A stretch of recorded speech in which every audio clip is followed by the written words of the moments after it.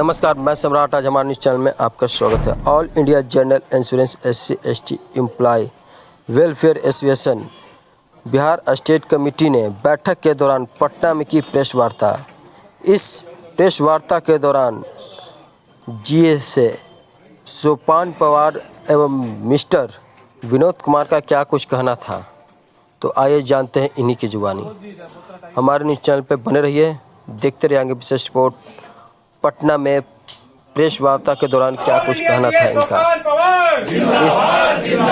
इस कमेटी का, तो आइए जानते हैं इन्हीं की जुबानी।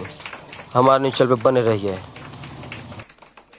रही है, इससे पहली वाली सरकार में भी होता था ये ऐसा?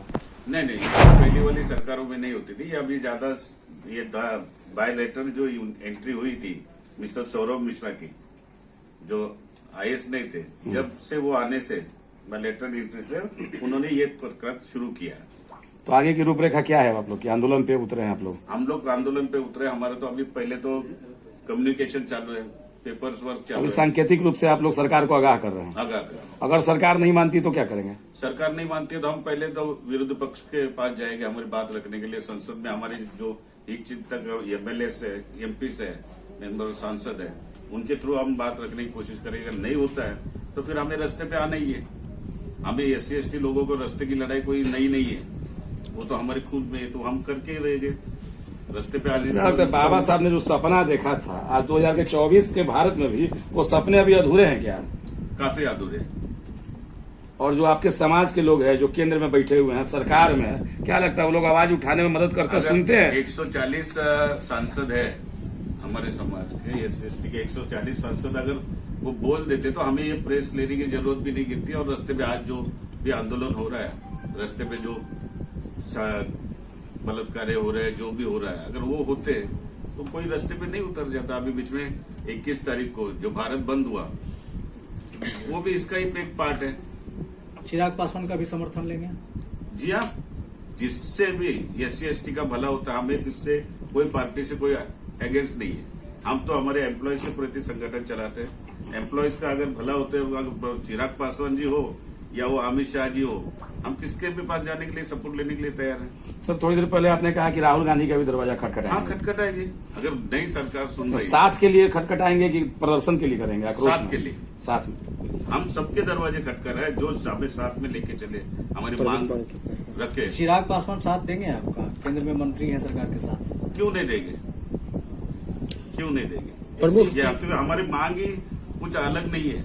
जो हमारे DFS में जो अंडर में बैंक और LIC आती है, हम उससे 1% भी ज्यादा नहीं मांग रहे, 1% कम भी नहीं मांग रहे। जो उनको देते वो समानता दो, जो वाजिब हक है अपना मांग रहे हैं आप लोग। इक्विटी जो बाबा साहब ने बुलाए थे, इक्विटी तो मांगते हैं अपनी तरफ। कितनी प्रमुख मांगे हैं सर आप लोगों की? 17%। मांगे हमारी कितनी है? मांगे हमारी बहुत है, मतलब इतना गिनते जाएगा तो ये तो हमने कैसे फॉर्मेट में लिखा। कुछ मांगे बता सकते हैं? मांगे हमारी है कि हाउसिंग लोन है जो 5% और 7% से देते हैं, जो बैंक में आज 4% से देते हैं, और वो 1 करोड़। आप अभी देखो, मेट्रोपॉलिटन सिटी है, ये हमारी कंपनी पूरे इंडिया में है। आज 1 रूम किचन बोले हमारा 60 लाख रुपया ऑफिसर को आता है, जो क्लास 1 ऑफिसर है उसको 60 लाख रुपया लोन है। 1 रूम किचन का फ्लैट भी बम्बई में 60 लाख में नहीं आता है। और जो असिस्टेंट लेवल के उनका तो 35,000 है, तो 35 लाख है, तो उधर भी नहीं आता है। तो हमारा पहला तो है कि पहले हमने जो DFS के साथ में भी रखा कि वो सवाल वो बढ़ाओ, हम रीपे करते हैं। आप इंटरेस्ट तो हमें फ्री नहीं देते, हमारे सैलरी में से डिडक्ट करते हैं, तो बैंक के जैसा दे दो। फिर दूसरी चीज है हमारा कि जो हमें GIC को मिलता है, पेट्रोल अलाउंसेस, फर्नीचर अलाउंसेस, वो दे दो। LTS की हमारी जो मांग है कि LTS अब बढ़ाओ, जो किलोमीटर हमारा 3000 किलोमीटर है, जो 2 साल में एक बार मिलता है, उसको लमसम में करो। बहुत से ऐसी मांगे है कि हमारा एजुकेशन जो है फॉरेन का, जो हमारा अभी जो ट्रेड चल रहा है, कि बच्चे लोग IT करते हैं, BE करते हैं और US में जाते हैं फॉरेन में पढ़ने के लिए, बहुत सबका इच्छा होता है। तो हमारी कंपनी में मान ली 10 लाख रुपया फीस लोन दिया जाता है। जो 10 लाख रुपए उसका बच्चे का टिकट और वो वीजा का ही खर्चा होता है। तो SC/ST को केवल होता है कि जनरल को ज्यादा दिया जाता है? नहीं, सभी के लिए। हम तो ये जो एजुकेशन की और कुछ मांगे है हमारी, वो कॉमन है।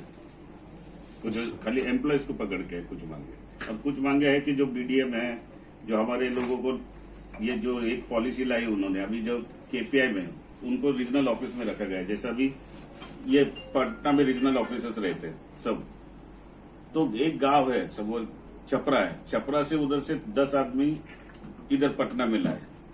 तो अगर वो आदमी का एज 50 हुआ है, 50 से 55, तो वो इधर आएगा तो उसको कोई हाउसिंग लोन कंपनी नहीं देती, ना उसको क्वार्टर्स देती है। आज वो उसका घर छोड़ के आएगा तो उसका पगार होगा 50,000 रुपया, उसका रेंट ही जाएगा 20,000, 25,000, 15,000 जो भी है वैसे। तो उसका कुटुंब और उसका परिवार कैसे संभाल पाएगा? जो गलत पॉलिसी है, जो संविधान में लिखा है कि SC/ST के लिए रिलैक्सेशन होना चाहिए, मगर वो पॉलिसी में केपीआई में कुछ भी नहीं रखा है। सर अंत में एक सवाल और, बाबा साहब ने कहा था कि संविधान कितना भी बुरा क्यों ना हो और लागू करने वाले लोग अच्छे होंगे तो संविधान अच्छा है, और संविधान कितना अच्छा भी क्यों ना हो उसके लागू करने वाले लोग अगर अच्छे नहीं हो तो संविधान को बुरा साबित आने वाला समय में किया जा सकता है। लग रहा है वो सच हो रहा है क्या? वो बाबा साहब ने भी बोला था। फिर उसके बाद में हमारे एक राष्ट्रपति थे कृष्णन देव, उन्होंने भी यही जब वो हो गया उनका टर्म तो उन्होंने जाते जाते हाउस में स्पीच दिया था कि मुझे बहुत दुख हो रहा है, इतना अच्छा संविधान है मगर वो प्रॉपरली इम्प्लीमेंट नहीं हो रहा है। क्या लगता है संविधान गलत हाथों में जा चुका है क्या कहेंगे? संविधान वही कहेंगे कि संविधान का भी इम्प्लीमेंटेशन नहीं हो रहा है। अभी किसके हाथों में गया या किसके हाथों में नहीं गया वो मैं नहीं बोल सकता, मगर उसका इम्प्लीमेंटेशन बराबर नहीं हो रहा। से लंबित पड़ा हुआ है। और मैं साथियों ये कहना चाहता हूं प्रेस वार्ता के माध्यम से कि 18 जुलाई को finance minister defence joint secretary से हमारे सोपन पवार जी ने अपने welfare team all India general insurance SC/ST employ welfare association के साथ प्रेस वार्ता के साथ माध्यम से ये पहुंचाना चाहता हूं कि उस दिन अपने चार्टर ऑफ डिमांड से अवगत कराया था ज्वाइंट सेक्रेटरी प्रशांत गोयल साहब का। बीमा कंपनी में SC/ST कर्मचारियों के लिए LIC के समान वेतन मान सुनिश्चित करने के लिए जिप्सा चेयरमैन सरकार और माननीय वित्त मंत्री से अपील की है। हमारे कर्मचारी का वेतन संशोधन 1 अगस्त 2022 से लंबित है, जबकि बैंकिंग LIC सहित वित्त के क्षेत्र के अन्य संस्थानों में वेतन पुनरीक्षण लागू हो चुका है।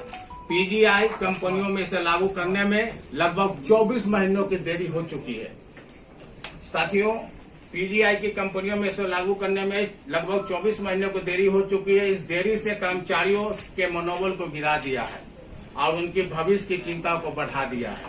लंबित वेतन संशोधन नियोक्ता NPS योगदान को 14% तक बढ़ावा देना, सम्मान पारिवारिक 30% का सुधार करना, LIC के बराबर अन्य लाभ सब शामिल है। साथियों, जब तक हमारी मांग पूरी नहीं हो जाती है तो हमारे सभी सदस्यों को न्याय नहीं मिल जाता। हम लोग all India general insurance SC/ST employ welfare association चैन से नहीं बैठेंगे और संघर्ष जारी रहेगी वेतन संशोधन पर। जय भीम, जय भारत।